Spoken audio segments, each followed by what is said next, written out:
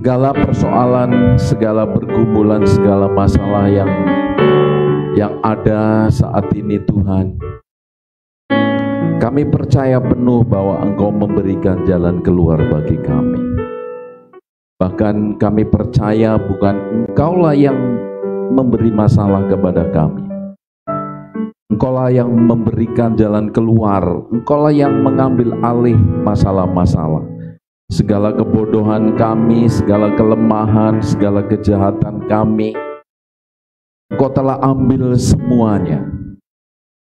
Dan Engkau membereskan kekacauan dalam hidup kami. Kami percaya penuh. Dan berbicaralah kepada kami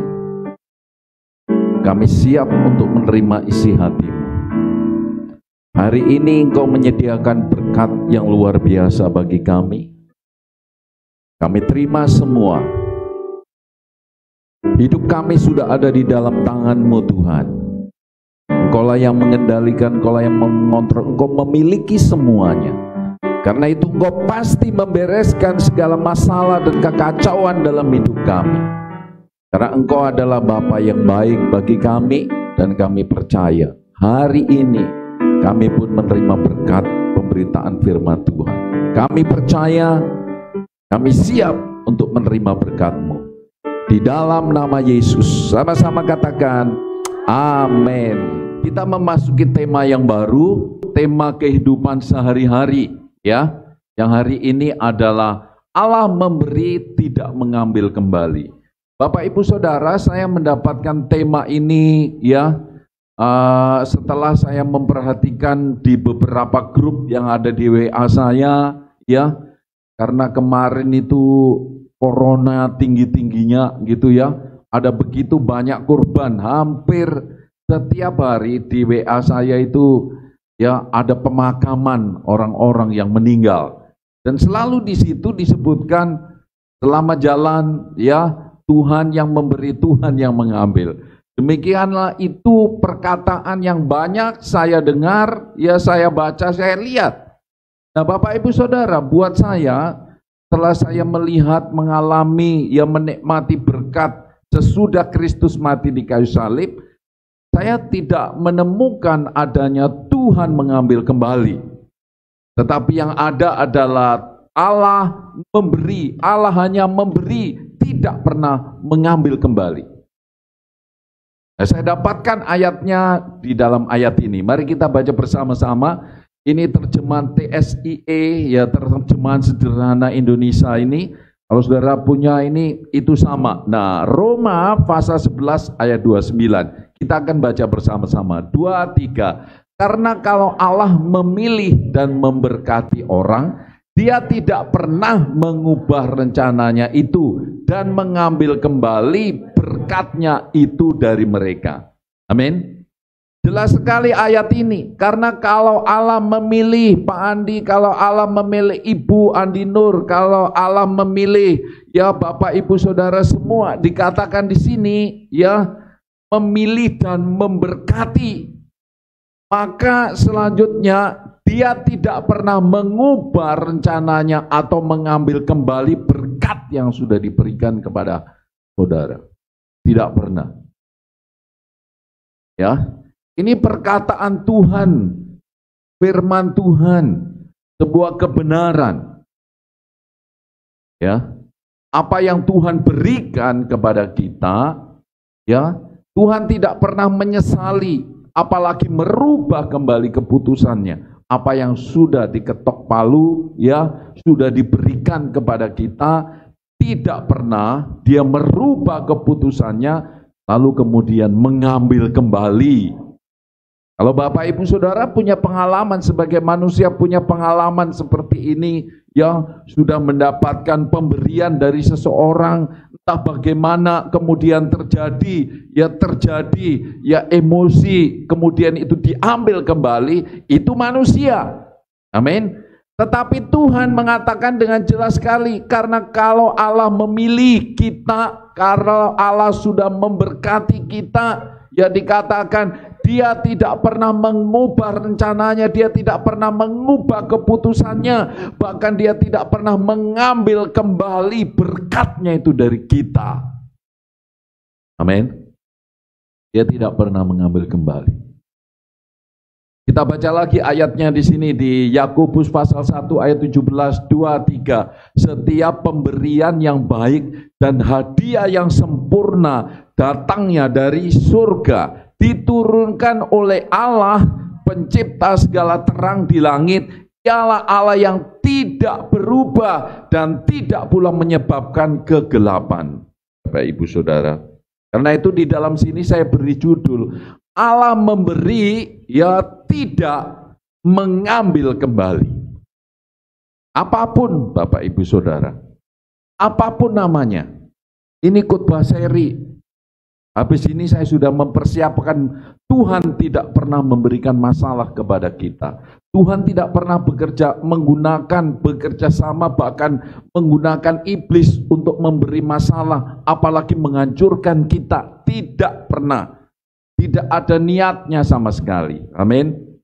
Kalau selama ini Bapak Ibu Saudara sudah pernah mendengar, okelah Tuhan yang saya datang ke dunia ini dengan telanjang bulat, ya kan, tidak mengenakan sehelai benang pun, tidak memiliki apapun. Bapak Ibu Saudara datang ke dunia ini, memang itu faktanya. Lalu kemudian dalam proses hidup kita mempunyai segala sesuatu. Kemudian ketika ketika menjalani hidup ini, ya anak kita di tengah jalan, ya sakit, bahkan sampai meninggal, ya harta kita dengan susah payah, kita merasa berusaha untuk mengumpulkannya, tetapi oleh bencana kemudian habis semuanya. Saudara, sekali lagi, itu bukan pekerjaan Tuhan. Amin. Tuhan tidak pernah mengambil kembali apa yang sudah diberikan kepada kita, kepada anak-anak. Amin. Mari kita bersama-sama. Allah memberi, tidak pernah mengambil kembali dariku.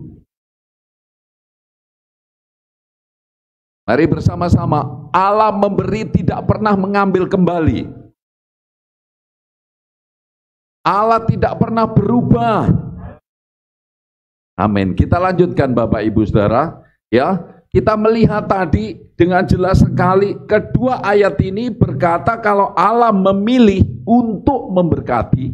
Saudara, kalau Allah memilih untuk memberkati, Allah tidak akan berubah keputusannya dengan mengambil kembali. Seperti Allah memberi terang, saudaraku, awanlah yang menyebabkan kegelapan itu terjadi. Kita semua tahu, ya, kita semua tahu. Dari kita belum lahir, ya, pagi hari matahari bersinar dari timur menuju barat, tidak akan pernah berubah untuk selama-lamanya. Tetapi kemudian terjadilah apa itu gelap. Apa yang menyebabkan kegelapan? Karena ada mendung, karena matahari, karena bulan telah dilindungi, ditutupi oleh awan gelap. Bukan Tuhan, karena ada awan gelaplah yang menyebabkan siang hari itu menjadi mendung, malam hari menjadi gelap. Amin. Allah seperti matahari yang selalu bersinar buat kita, yang tidak pernah berubah. Itulah yang terjadi. Nah, pertanyaannya buat kita Bapak Ibu Saudara, mengapa Allah berbuat seperti itu kepada saudara? Mengapa Allah memilih kita? Ya, semua orang dipilih oleh Tuhan, semua orang diselamatkan oleh Tuhan. Harus ingat, Tuhan Yesus mati di kayu salib untuk menyelamatkan semua orang. Amin. Tuhan Yesus mati di kayu salib untuk mengasihi semua orang. Ya, tidak dipandang bulu, tidak pernah memandang muka, tidak pernah melihat latar belakangnya. Dia mati, itu dia mau matinya. Dan dia mau memberkati kita, bukan karena latar belakang kita, bukan karena warna kulit, bukan karena bentuk rambut kita, bukan karena bahasa kita, bukan karena dari mana kita berada, bukan pula karena kebaikan kita. Saudara, dia mengasihi kita. Semua orang telah dipilih, ya. Tuhan memutuskan untuk mengasihi kita. Tuhan memilih semua kita. Ya. Kalau saudara pernah mendengar ya perkataan ya hanya orang-orang tertentu saja dipilih, itu zaman dulu sebelum salib Kristus terjadi. Dari zaman dulu memang hanya orang-orang tertentu saja yang dipilih untuk menjadi nabi, untuk menjadi raja. Ya, hanya orang-orang itulah yang mengalami kuasa Tuhan. Hanya orang-orang itulah yang didatangi oleh nabi-nabi kemudian diurapi. Hanya orang-orang itulah. Tetapi melalui kematian Kristus, melalui kebangkitan Kristus, semua orang di dunia ini dipilih untuk dikasihi oleh Tuhan kita Yesus Kristus. Amin. Kenapa dasarnya? Dasarnya adalah karena Tuhan mengasihi kita. Ya, mari kita baca bersama-sama ini 2-3. Karena begitu besar kasih Allah akan dunia ini, sehingga Ia telah mengaruniakan anaknya yang tunggal, supaya setiap orang yang percaya kepadanya tidak binasa, melainkan peroleh hidup yang kekal. Saudara-saudara, ini dasarnya. Mengapa Dia memilih kita? Mengapa Dia memilih untuk mati di kayu salib? Ya, mengapa Dia harus rela meninggalkan surga? Saudara-saudaraku, mengapa saudaraku, kalau bertanya mengapa itu harus terjadi? Mengapa Tuhan harus menjadi manusia? Ya, mengapa Dia harus rela dicambuki, digebukin, dihina, saudara-saudara, diolok-olok ketika Dia berada di dunia? Rahasianya adalah ini, karena Dia sudah memilih, ya saudaraku, sudah menentukan untuk memberkati Bapak Ibu Saudara semua yang tinggal di dunia ini. Amin. Karena kasih-Nya yang begitu besar, dasar Allah memberi kepada kita adalah karena Dia mengasihi saudara saya. Amin. Karena Dia mengasihi kita, bukan karena engkau baik, bukan karena engkau berasal dari suku A, bukan engkau berwarna kulit ini, bukan karena rambutmu bentuk dan warnanya seperti itu. Semuanya karena Allah mengasihi saudara dan saya. Karena Allah mengasihi dunia ini. Ya, karena Allah mengasihi, tidak lebih tidak kurang, karena dasarnya adalah Allah mengasihimu. Amin. Itulah sebabnya ada begitu banyak manusia yang mengejar yang namanya kasih, mengejar, berburu namanya perhatian untuk mendapatkan kasih. Karena kasih itu, saudaraku, kasih yang murni, kasih yang agape, memperdamaikan. Kasih yang agape, saudaraku, apa? Memberi hidup yang kekal kepada kita. Amin. Itulah dasarnya. Tidak ada alasan lain, tidak ada cara yang lain untuk mendapat perhatian dari Tuhan, untuk mendapat berkat-berkat dari Tuhan, Bapak Ibu Saudara. Dasarnya adalah Tuhan memilih saudara dan saya, mencurahkan kasih-Nya kepada saudara dan saya. Artinya bagaimana? Apapun yang terjadi, bagaimanapun kondisimu Bapak Ibu Saudara, Dia terus menyinari bumi apa adanya. Amin. Tidak peduli saudara di mana, tidak peduli saudara bagaimana, ya kan? Tidak peduli emosi saudara seperti apa, naik turunnya matahari itu tetap bersinar setiap hari.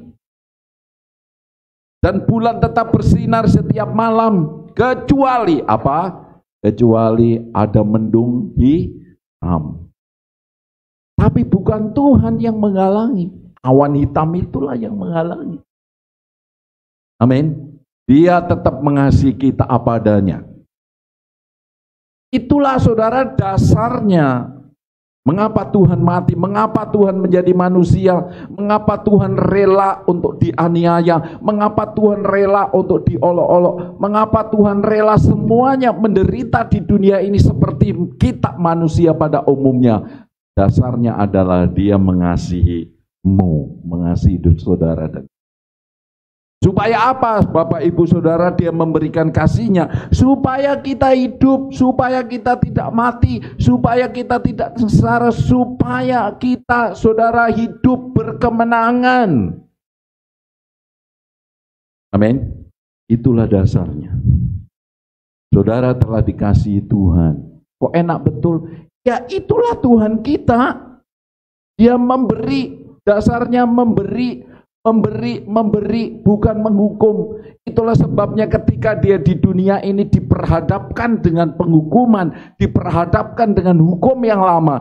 Bukan dia tidak melakukan, mempraktekkan, mematuhi hukum itu. Dia melakukan untuk dirinya sendiri supaya manusia menerima kebaikannya, keindahannya, dan berkat-berkatnya. Amin. Karena apa? Supaya kita hidup, supaya kita hidup.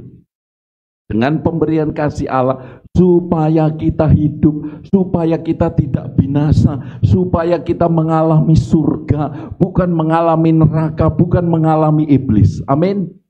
Inilah saudara tujuannya dia datang ke dunia ini. Untuk itulah dia memberi, walaupun caranya tidak sama dengan yang kita pikirkan. Ya, walaupun caranya membuat Tuhan Yesus menderita di dunia ini, tetapi apa? Demi kasih-Nya kepada saudara dan saya. Kita baca firman Tuhan ini, 2:3. Inilah kasih itu, bukan kita yang telah mengasihi Allah, tetapi Allah yang telah mengasihi kita dan yang telah mengutus anaknya sebagai pendamaian bagi dosa-dosa kita. Amin.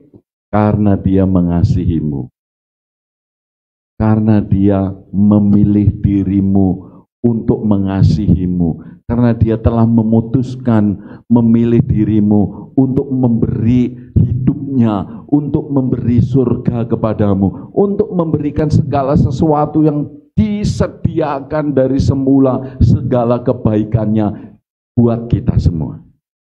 Allah itu baik untuk selama-lamanya. Amin. Dia sama sekali tidak berubah pikirannya sehingga dia menyesal apa yang telah diputuskannya, sekalipun hidup kita tidak memenuhi syaratnya. Memang syaratnya, standarnya kita tidak akan pernah bisa memenuhinya. Itulah sebabnya Yesus datang ke dunia ini. Untuk apa? Untuk memenuhi standarnya. Dia rela melakukannya kemudian, dan itu diberikan kepada kita. Amin. Sehingga hidup kita memenuhi standarnya, karena Kristus sudah membungkus kita, kita ditaruh di dalam hidupnya, sehingga segala sesuatu kita menjadi layak untuk menerima berkat-berkatnya. Saudara telah dipilih untuk dikasihi, saudara telah dipilih untuk diberkati, diberi untuk apa? Karena dia mengasihimu. Amin. Dia mengasihimu. Jangan pernah lagi berpikir melihat saudara kekurangan, ya, dan kelemahanmu. Kenapa? Karena Tuhan sendiri tidak melihat semua itu. Dia tahu kalau dia memperhitungkan segala kekurangan dan kelemahan saudara-saudaraku, kita tidak akan pernah masuk hitungan. Justru karena kita tidak masuk hitungan, justru karena kita manusia yang tidak layak, itulah dia turun memberikan kelayakan kepada kita. Amin. Untuk menerima segala sesuatunya yang Tuhan sediakan. Bukan malah mengambil apa yang dari ketidaklayaan kita. Amin. Ketika kita tidak layak, justru diberi supaya kita layak. Ketika kita tidak mampu, dia beri supaya dia mampu. Ketika kita berdosa, dia beri, dia ambil dosa itu. Saudaraku, dia ambil dosa-dosa itu dari kita, dan kita diberi kekudusannya. Amin. Itulah semua diberikan kepada kita. Mari kita baca bersama-sama. Ya, sekali lagi kita baca bersama-sama sini, 2, 3. Inilah kasih itu, bukan kita yang telah mengasihi Allah, tetapi Allah yang telah mengasihi kita dan yang telah mengutus anaknya sebagai pendamaian bagi dosa-dosa kita. Amin. Saudara, karena itu kita tidak perlu lagi dengan segala cara dan kata dan perbuatan untuk meyakinkan Tuhan, untuk mencari perhatian kepada Tuhan supaya kita dikasihi. Saudara sudah dikasihi Tuhan. Amin. Terimalah, nikmati kasihnya Tuhan, ini sudah diberikan. Inilah kasih itu, bukan kita tetapi Allah yang mengasihi kita. Saudara tidak perlu membuktikan apapun dalam hidup ini, ya, melalui perbuatan, melalui perkataan maupun pikiran kita menunjukkan sebagai orang-orang supaya dikasihi. Allah sudah mengasihimu ketika engkau masih dalam kekurangannya. Dia berikan kasih itu kepada kita.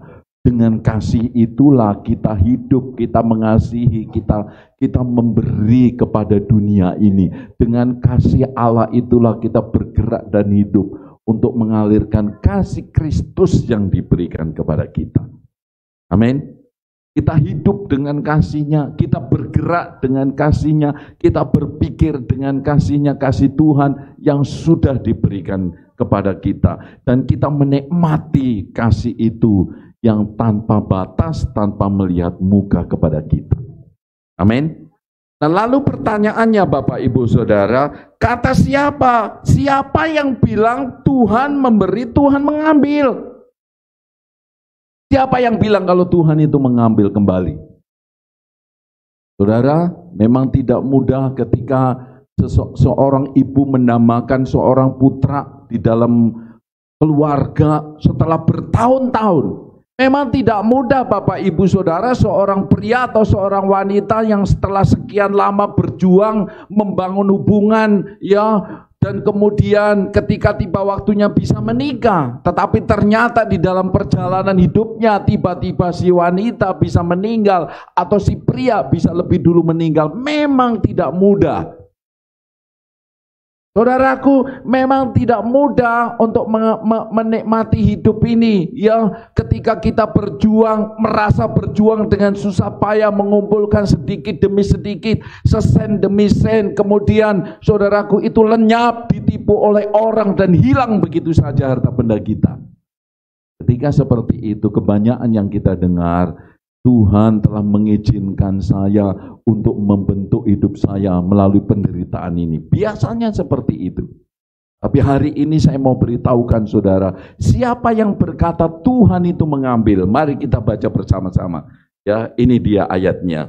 Kita baca Ayub pasal 1 ayat 21. 2, 3. Katanya, dengan telanjang aku keluar dari kandungan ibuku, dengan telanjang juga aku akan kembali ke dalamnya. Tuhan yang memberi, Tuhan mengambil, terpujilah nama Tuhan. Saya mau tanya dulu sebelum saya lanjutkan. Siapakah di sini yang lahir ke dunia, yang jago main drum, ya langsung tangannya memegang stick drum? Ada? Siapa? Siapa yang di sini jago nyanyi, ya pada waktu lahir tangannya langsung memegang mic? Atau bu guru dulu waktu lahir langsung pegang apa? Pulpen? Gak ada. Tidak ada seorang pun. Memang betul, sampai di sini saudaraku, sampai di sini betul, ya. Dengan telanjang aku keluar dari kandungan ibuku, itu betul. Ada yang pakai baju ke tangan, ada yang bawa berlian permata, ya kan? Memang tidak ada, ini betul, sampai di sini betul. Kalau berangkat ke kubur, saya kalau ini masih kurang betul. Kenapa? Ada sebagian orang, ya, di Manado saya dengar pada waktu almarhum, pada waktu orang meninggal, barang kesayangannya pun dibawa ke kubur pakai baju yang bagus, ya kan? Ini yang tidak betul, saudara-saudara. Kalau semua orang datang ke dunia tidak membawa apa-apa, tapi ada orang mati membawa hartanya. Bahkan ada yang bilang begini, sayang, kalau kamu mati, aku akan membawa kamu juga pergi. Ya kan? Makanya tidak lama kemudian suaminya atau istrinya pun ikut mati. Ya kan? Ada itu cerita seperti itu, bukan itu dihubung-hubungkan pun ada. Gara-gara apa? Ditinggal istrinya atau suaminya jadi stres, saking stresnya pun jadi mati juga. Ada yang seperti itu. Ya, saudara-saudara. Tapi yang tidak betul adalah ini. Tuhan yang mengambil. Yang betul Tuhan memberi kita dengan segala anugerahnya. Saudara-saudaraku, kalau bukan Tuhan yang memberi hidup ini, kalau bukan Tuhan yang memberi kesehatan ini, kalau bukan Tuhan yang memberi kekuatan kepada kita, saudara, kita tidak akan mungkin bisa bergerak. Saudara tahu, saya saksikan sedikit. Beberapa waktu yang lalu saya ceritakan, entah seperti itukah orang mati atau hanya pingsan. Tapi yang saya tahu, saya pernah mengalami.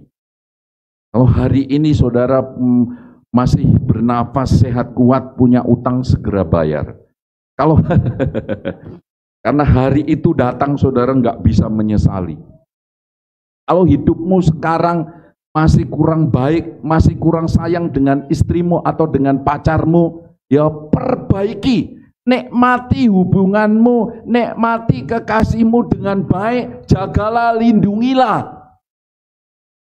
Kalau engkau hari ini menjadi anak yang tidak patuh, tidak setia, kalau hari ini engkau belum suka cari Tuhan dan beribadah, perbaiki. Dengar baik-baik. Saudaraku, saya mengalami yang namanya pemberian Tuhan, itu betul-betul anugerah yang luar biasa. Yang patut untuk dinikmati dan jangan ditunda lagi. Mengapa Bapak Ibu Saudara? Beberapa waktu lalu, ini dengar baik-baik. Karena saya sudah ngalami, saya bisa cerita. Beberapa waktu lalu dokter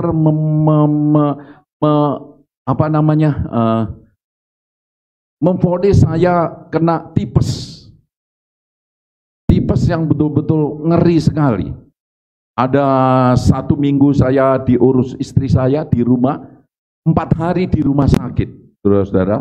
Nah, setelah saya pulang dari rumah sakit, saya periksa darah itu sampai 3 kali, ya positif tipes. Rongsen paru-paru dinyatakan 2, ya ada 2 yang dinyatakan positif. Swab sampai 3 kali, ya sampai 3 kali, saudara. Beberapa dokter rumah sakit maupun dokter pribadi saya, dia bilang saya negatif corona. Tapi satu dokter yang dari Jakarta, dokter khusus corona, ngotot, Bapak itu corona. Ngotot sekali.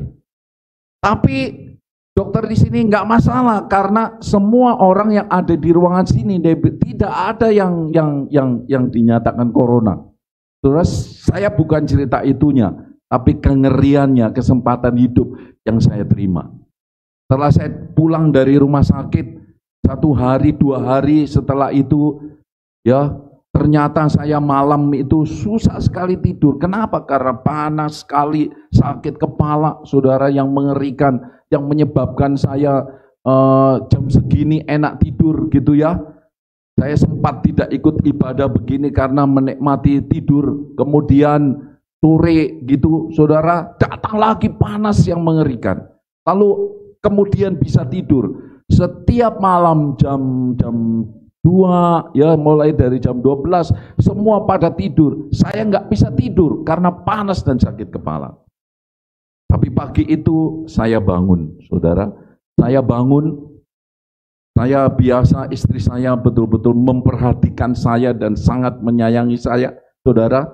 Ya, disiapkanlah minuman, sarapan seperti biasanya. Saya duduk sambil menikmati sarapan itu. Baru 2 suap, saudara. Apa yang terjadi? Saya hilang. Terjatuh, saya tidak tahu. Jam 6 ya, anak di sini. Semua pada teriak. Bapak mati, Bapak mati. Semua teriak. Saudara, tahukah ketika kejadian itu terjadi? Sama sekali saya tidak mendengar suaranya. Sama sekali putus, tidak bisa saya dengar. Saya bayangkan. Sama sekali saya nggak tahu. Maaf ini saya ceritakan, saya kencing pun saya nggak tahu. Semua basah. Ya, Pak Edi ya, di Bang Edi yang angkat saya. Sama sekali saya nggak dengar teriakan suara siapapun, sama sekali saya nggak tahu. Tahu-tahu saya sudah terbangun itu, sudah ada di mobil. Karena saya waktu itu jam 6:30 mau dibawa Sunar ke rumah sakit. Saudara, saya mau beritahu, seandainya hari itu memang saya tidak kembali lagi, saya tidak pernah pamitan, saya tidak pernah menyelesaikan segala persoalan hidup saya dengan orang lain.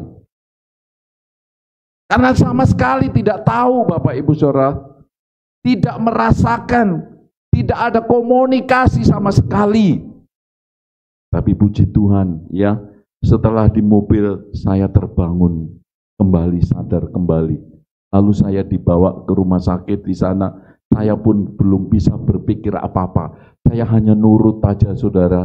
Jalan digotong Edi dan Sunar itu saya ngikut aja. Saya pokoknya sudah enggak ada ngomong apa-apa.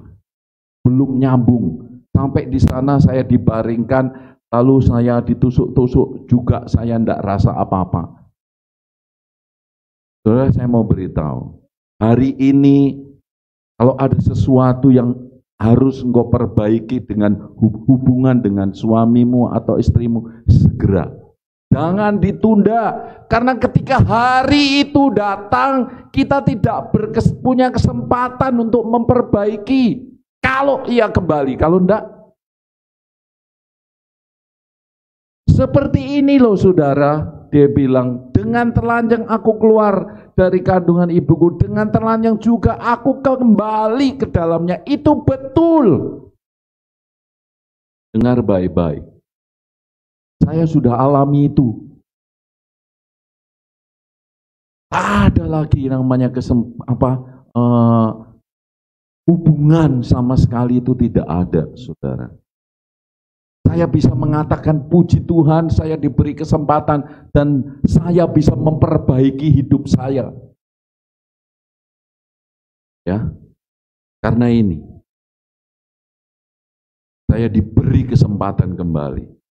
Tapi bukan Tuhan yang mengambil hidup saya, bukan. Bukan Tuhan. Siapa? Penyakit tipes yang mengambil saya, yang menyebabkan saya nggak bisa tidur, yang menyebabkan saya susah makan, yang menyebabkan saya pergi nggak tahu bagaimana.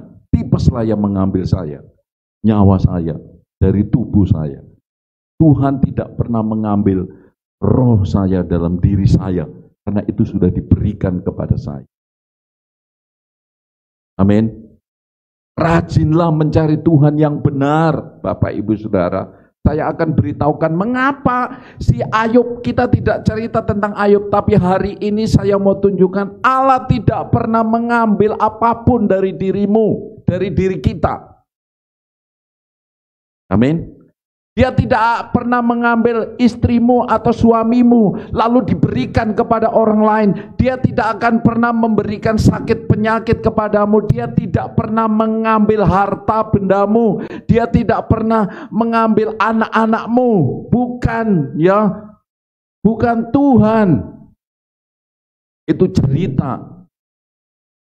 Nanti saya khotbahkan itu. Tapi hari ini saya mau tegaskan, Tuhan memberi, tidak pernah berubah dan mengambil kembali apa yang sudah diberikan kepadamu.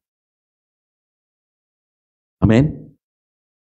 Jadi siapa? Saudaraku jelas dikatakan di sini. Pertanyaan kita, jadi siapa? Kata siapa Tuhan memberi, Tuhan yang mengambil. Siapa yang bilang?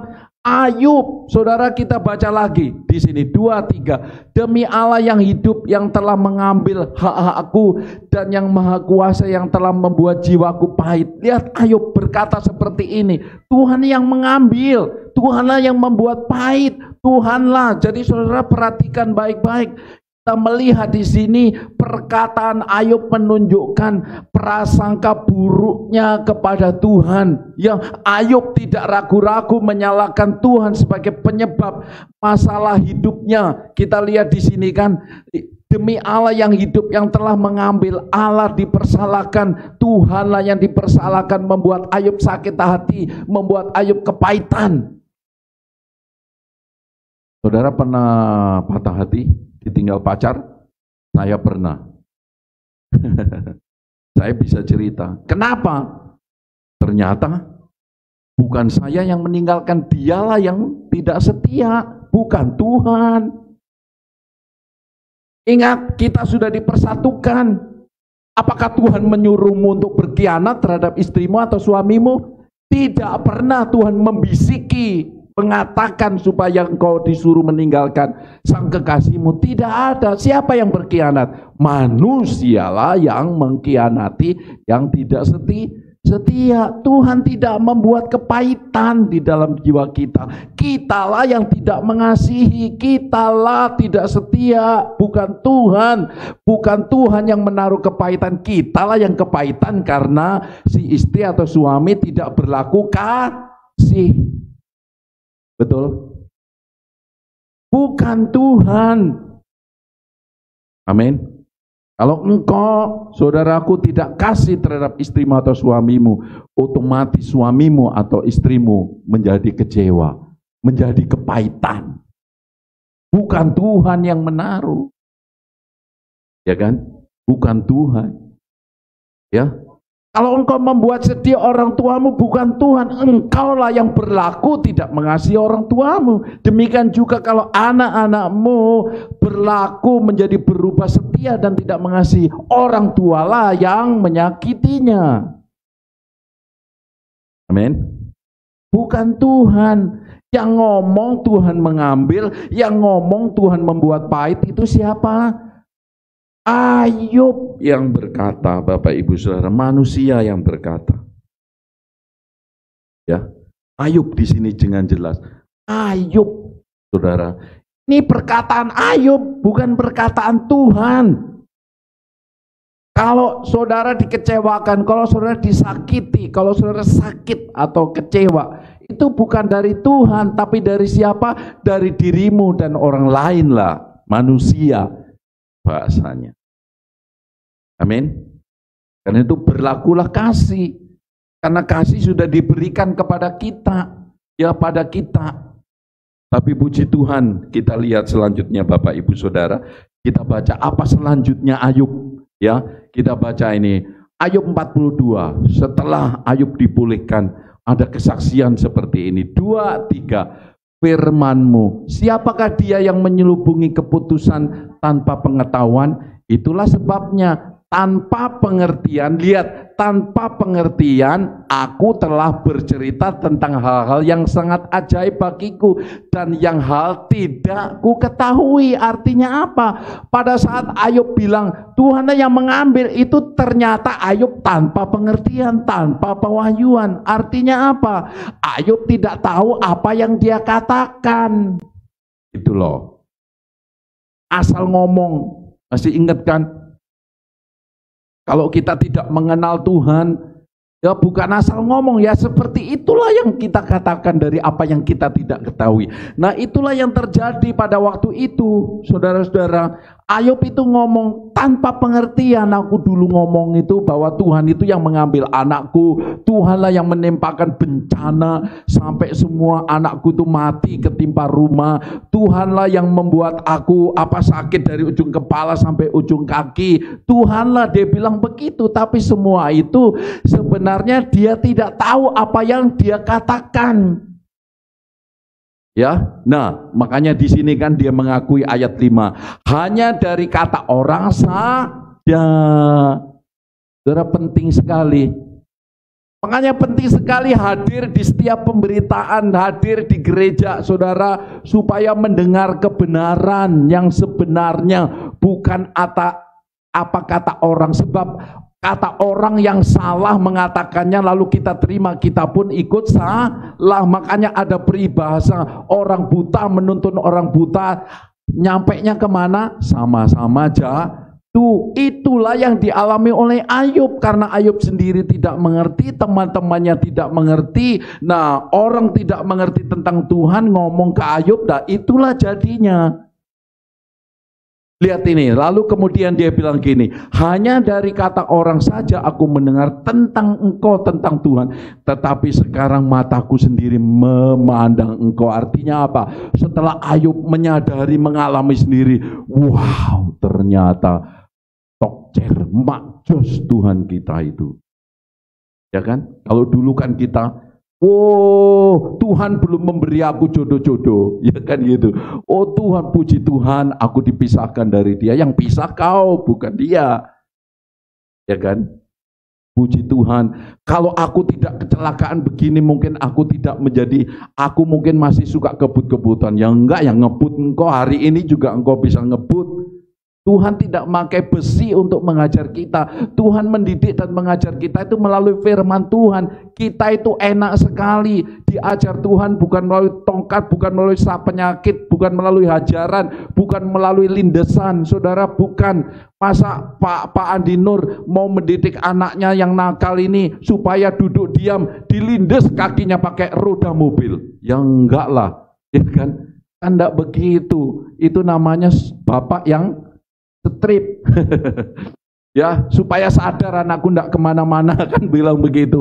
Bukan, demikian pula Tuhan kita, Bapak Ibu Saudara. Biasa kita keluyuran, biasa kita selingkuhan lalu dikasih sakit penyakit supaya diam di rumah. Ya, biar orang di rumah saja bisa selingkuh. Ya, bukan itu, bukan dari Tuhan. Ya, kalau kita punya pengertian yang benar tentang Tuhan dan masuk ke pikiran dan kita percaya, hidup kita pun jadi benar. Kepercayaan yang benar menghasilkan kehidupan yang benar. Coba kalau kita masih walaupun hari Minggu ke gereja, karena di gereja dia ajari tahayul-tahayul, ya kan, kita keluar ini, oh puji Tuhan, ya kan gitu.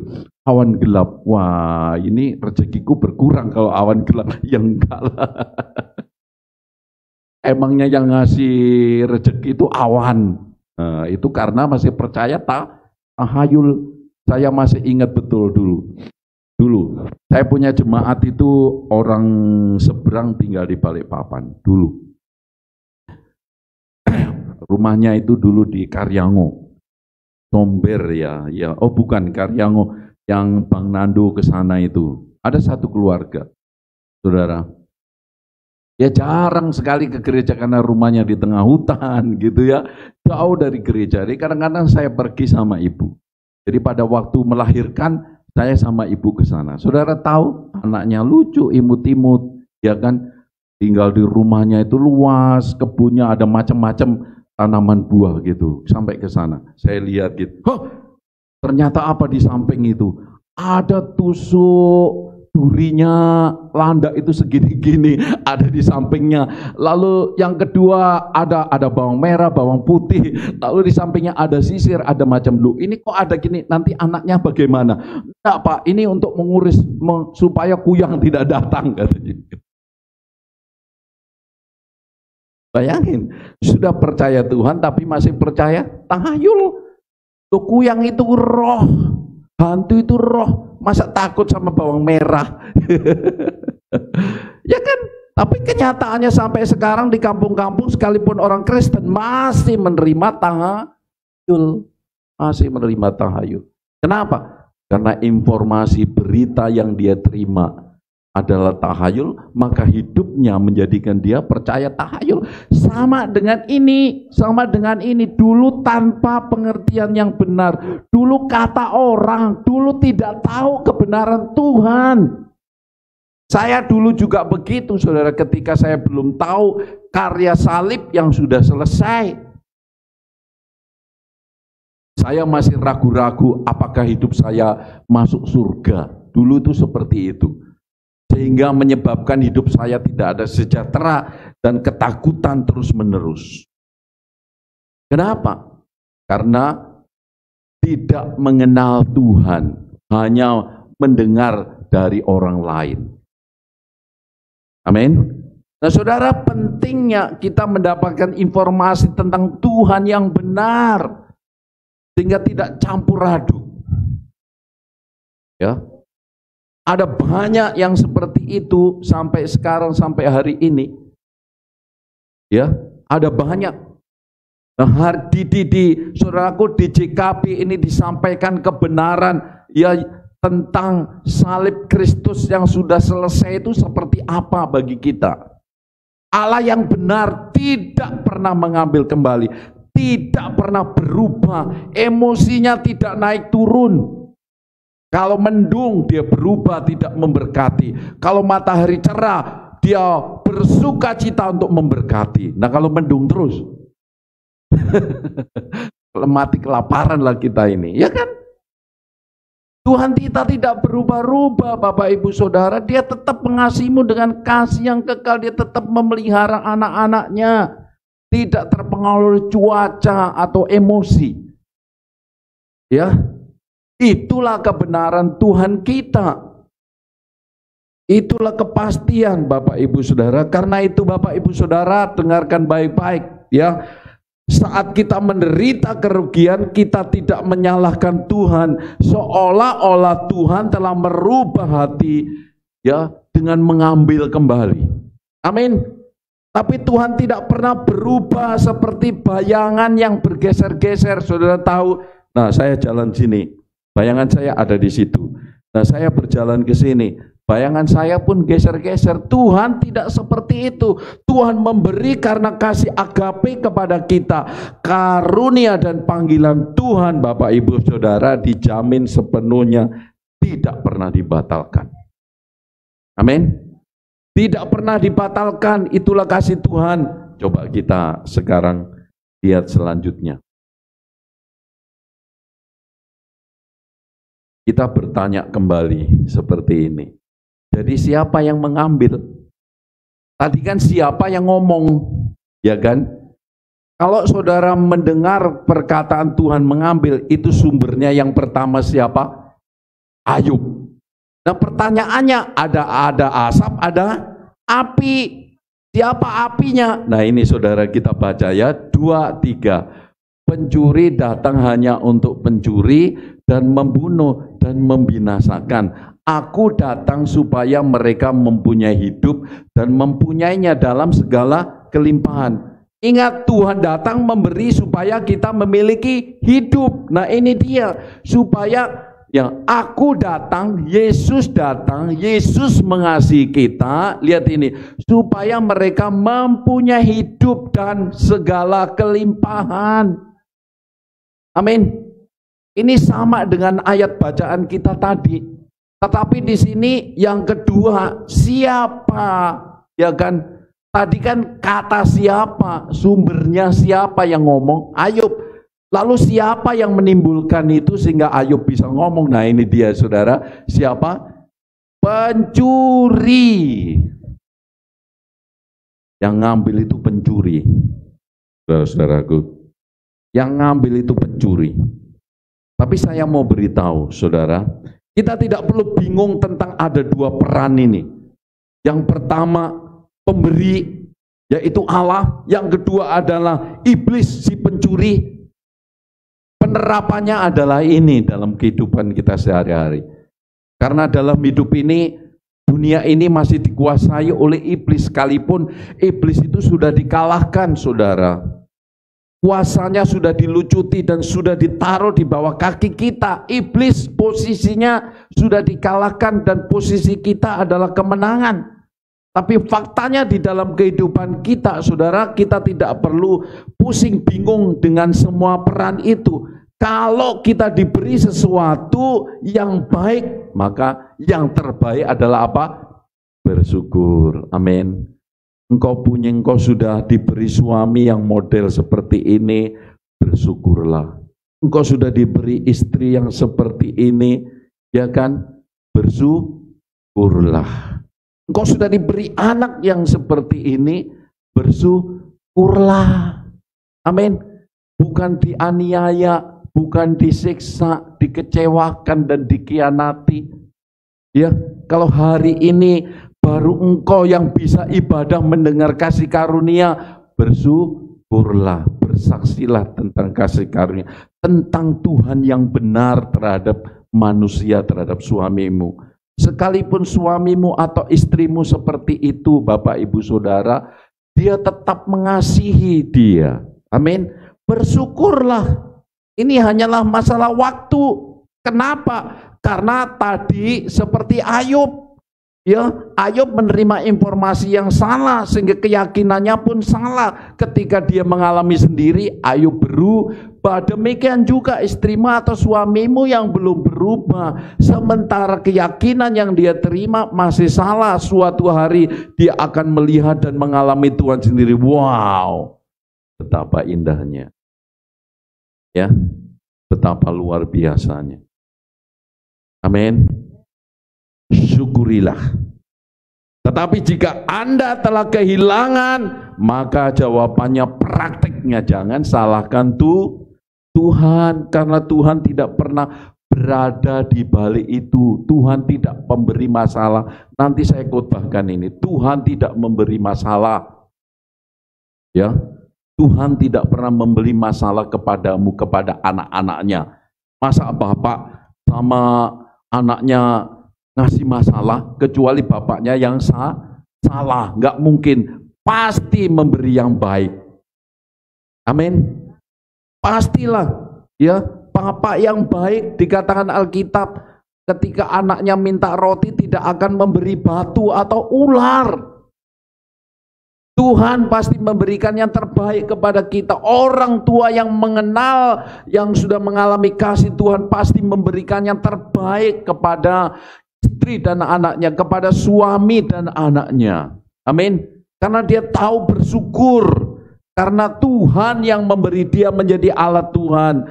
Tetapi sebaliknya, Bapak Ibu Saudara, kalau sudah habis, sudah hilang, ya, tidak menyalahkan Tuhan. Akhir-akhir ini banyak orang stres karena kehilangan pekerjaannya. Ketika orang itu tidak punya pemahaman yang benar, maka buruknya nyalahin Tuhan, malas ke gereja, malas melayani Tuhan, ya kan? Apalagi seperti ini. Ini kesempatan banyak orang tidak pergi ke gereja. Kenapa? Takut corona. Ternyata sekalipun tidak pergi ke gereja tetap kena corona. Kita tidak menyinggung itu, tapi faktanya, ya kan? Karena apa? Lebih parah lagi, dapat informasi yang buruk, akhirnya menjadi sangat takut. Ketika saudara pergi ke gereja mendapatkan informasi yang baik, lebih baik istri, suamimu dan anak-anakmu dibangun di atas, di dalam kebenaran yang benar, daripada menjadi seperti Ayub yang salah mengerti, salah tingkah pola hidupnya. Kenapa? Karena mendengar kata orang. Saudara-saudara, ya, Tuhan tidak pernah bekerja sama dengan iblis. Iblis itu bukan alat Tuhan untuk menyiksa, untuk menyakiti kita, atau mencuri, merampok milik kita. Sama sekali bukan cara Tuhan untuk menyiksa, menyakiti, memberi kita masalah, memakai iblis. Sama sekali, saudara. Nanti saya khotbahkan ini. Tidak ada. Tuhan tidak pernah mengizinkan, sekalipun di dalam kitab Ayub ada tertulis iblis datang sama-sama ke surga, itu tidak benar. Nanti kita khotbahkan itu, saudara. Tetapi saudara perlu tahu, sejak awal dalam sejarah manusia, ular si iblis tua telah mencuri atau menghancurkan segala sesuatu yang Tuhan berikan kepada kita, kepada Adam. Ingat siapa yang membuat apa itu? Kutuk itu terjadi. Si Adam, ya kan, mentaati ular tua, ya, tetapi Adam dan Hawa masih berada di sana, saudara, di Taman Firdaus, hanya dijauhkan dari pohon kehidupan. Betul, Tuhan tetap memberkati, tetap mengasihi saudara. Tapi sayangnya, ya, sayangnya masih ada banyak orang berpikir bahwa Tuhan adalah pencurinya. Ya, makanya ngomongnya sih masih sopan. Tuhan mencuri, bukan. Tuhan yang memberi anak kepadaku, ketika dia mati Tuhan sendiri yang Ambil. Lu buat apa Tuhan tarik ulur seperti itu, seperti yoyo? Bayangkan, ya kan, ada peribahasa, burung di tangan, ya sudah dipegang, sudah lepas. Lalu bahasa halusnya, Tuhan mungkin tidak mengendaki, belum tentu. Apakah kita benar telah menerima berkat itu? Apakah benar itu berkat belum ke tangan kita? Tapi sudah lepas, lalu kemudian komentarnya, Tuhan mengambil tidak mengendaki itu. Belum tentu Bapak Ibu Saudara. Bisa jadi kita salah omong membuat kecewa orang yang mau memberi berkat kepada kita. Yang merusak hubungan karena tingkah laku kita bisa jadi seperti itu. Bukan Tuhan yang mengambilnya. Saudara, Tuhan memberi kita otoritas atas bumi ini. Ularlah yang mengambil itu. Ularlah yang menipu, membohongi si Adam. Amin. Ular yang berbohong. Ular yang memanipulasi. Tuhan yang memberkati kebebasan. Tuhan memberi kita kebebasan. Iblis membuat kita memilih jalan perbudakan. Tuhan memberi kita hidup yang kekal, kesehatan dan kemuliaan, dan kita kehilangan semuanya itu. Tapi karena kasih Tuhan yang besar pada kita, Kristus sudah mengambil kembali. Kematiannya di kayu salib itu Bapak Ibu Saudara, itu mengambil kembali dari iblis yang dulu diserahkan oleh Adam di Taman Firdaus, yang akhirnya 2021 tahun yang lalu kematian Kristus itu direbut kembali. Kunci kerajaan surga itu diambil kembali dan diberikanlah kepada gereja yang waktu itu dipimpin oleh Petrus. Sudah dikembalikan, sudah diberikan kepada saudara semua. Yesus datang untuk menyatakan Allah Bapa pemberi yang murah hati dan untuk menghancurkan pekerjaan iblis agar kita memiliki hidup seutuhnya. Saudaraku, bukan setengahnya, bukan seperempatnya. Amin. Inilah maksud tujuan Allah, Bapak Ibu Saudara, datang kepada kita sebagai manusia. Nah, kita baca firman Tuhannya. 2:3. Barang siapa yang tetap berbuat dosa berasal dari iblis, sebab iblis berbuat dosa dari mulai. Inilah anak Allah menyatakan dirinya, yaitu supaya ia membinasakan perbuatan-perbuatan iblis. Perbuatan iblis mencuri kesehatan, mencuri berkat, ya, mencuri kebahagiaan, mencuri kedamaian. Semua itu pekerjaan iblis karena Tuhan memberikan damai sejahtera. Inilah yang kuberikan kepadamu, damai sejahtera, tapi iblis mencuri. Iblislah membuat kita menjadi budaknya. Tuhan memberi kita kebebasan. Jadi Bapak Ibu Saudara, kalau ini dia, jika kita berpikir bahwa Tuhan memberi dan mengambil, berarti kita tidak mengerti tujuan Tuhan bagi kita yang ini tadi. Lihat ini tujuannya untuk apa? Saudara, membinasakan pekerjaan iblis. Iblis ya yang menaruh sakit penyakit. Itulah sebabnya dia berjalan keliling menyembuhkan semua orang yang datang kepadanya. Lalu kenapa Pak? Kok ada kolesterol, kok ada asam urat, kok ada darah tinggi? Ya makanmu terlalu enak, nggak ukur-ukur kan gitu ya. Ya kan? Sudah tahu tekananmu tinggi, sikat kepiting, ya kan? Sikat daging apa? Daging RW, sikat B2 sebanyak-banyaknya. Itu semua makanan bikin naik darah tinggi. Ya naiklah. Ya, lalu kemudian, oh Tuhan, Engkau mengizinkan ini supaya aku tidak makan itu. Ya, bukan Tuhan yang bikin sakit, engkau rakus. Saya sama istri saya sudah perjanjian tidak tertulis. Hari ini makan tahu tempe, berapa hari bolehlah makan daging.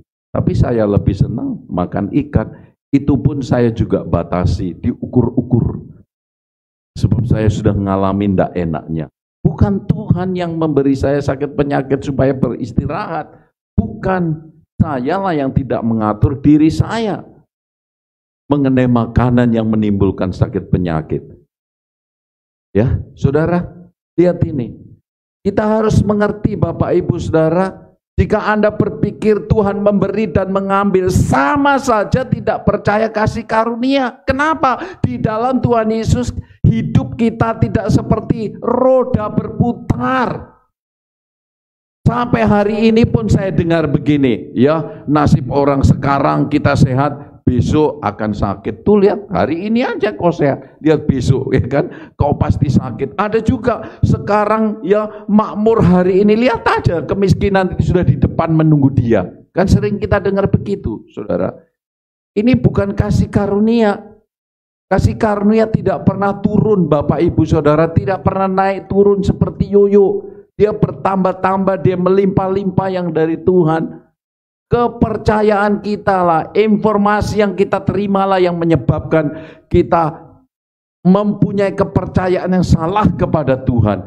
Prinsip cara dunia bekerja, memberi dan mengambil di dunia ini, ya kalau kita memberi maka mendapatkan, ya kan begitu. Apa yang kita tabur itu yang kita tuai, katanya begitu. Tapi saudara lihat, di dalam Tuhan hanya ada memberi. Satu-satunya yang sudah diambil dari kita apa? Dosa masa lalu. Ya kan saudara, rasa malu Anda, sakit penyakit Anda, kekhawatiran Anda, ketakutan Anda. Dia mengambil hal-hal yang merugikan kita dan memberikan kita hal-hal yang baik, memberkati kita. Yang merusak, saudara, harga diri kita adalah kepercayaan salah, ya, yang kita percayai. Masih ingat kemarin, ya, begitu traumanya, begitu tersiksanya si Gideon itu oleh tentara Midian. Aku ini bukan apa-apa, aku ini orang gagal, aku ini orang yang kecil. Tapi Tuhan bilang, hai engkau pahlawan yang gagah perkasa. Dia bilang gitu. Engkau adalah pahlawan yang luar biasa. Tuhan memandang kita seperti itu. Kenapa? Kekhawatiran, ya, gambar diri yang rusak melalui kematian Kristus. Kita diubahkan menjadi anak-anaknya, ahli waris kerajaan Allah. Amin. Itulah diri kita, saudara-saudaraku. Itulah yang dikerjakan, ya, dikerjakan oleh Tuhan. Jangan kita seperti Ayub, seperti ini, ya. Jangan seperti Ayub. Tuhan tidak membunuh anak-anak Ayub. Tuhan tidak mencuri ternaknya. Tuhan juga tidak membuat Ayub sakit. Iblislah yang mencobai dan merampok Ayub. Tapi manusia Ayub berkata, Tuhan yang mengambil. Amin. Tuhan hanya memberi kepadamu. Tuhan hanya memberkati kepadamu. Segala kelemahan kita sudah diangkatnya. Makanya Bapak Ibu Saudara, kalau kita, ini yang terakhir, kita harus bisa melihat dan percaya bahwa Allah Bapa adalah Allah yang bermurah hati kepada kita, bukan pengambil. Amin. Buang pikiranmu yang Tuhan memberi keburukan atau mengambil yang baik-baik. Ya, kita harus belajar. Kita tidak akan pernah mengalami kemenangan, padahal kemenangan sudah diberikan kepada kita jika kita berpikir seperti Ayub bahwa Tuhan mengambilnya. Jika kita berpikir Tuhan sedang merampok kita, sama saja kita membiarkan atau mengizinkan iblis menginjak-injak rumah kita, menghancurkan anak istri kita, merampok harta benda kita. Tuhan sudah memberikan itu. Tuhan bahkan memberikan perlindungan kepada kita. Amin. Tuhan melindungi hidup kita. Ya. Satu ayat, saudara, ini kita baca. 2, 3. Karena itu tunduklah kepada Allah dan lawanlah si iblis. Dan janganlah beri kesempatan kepada iblis. Amin. Jangan beri kesempatan.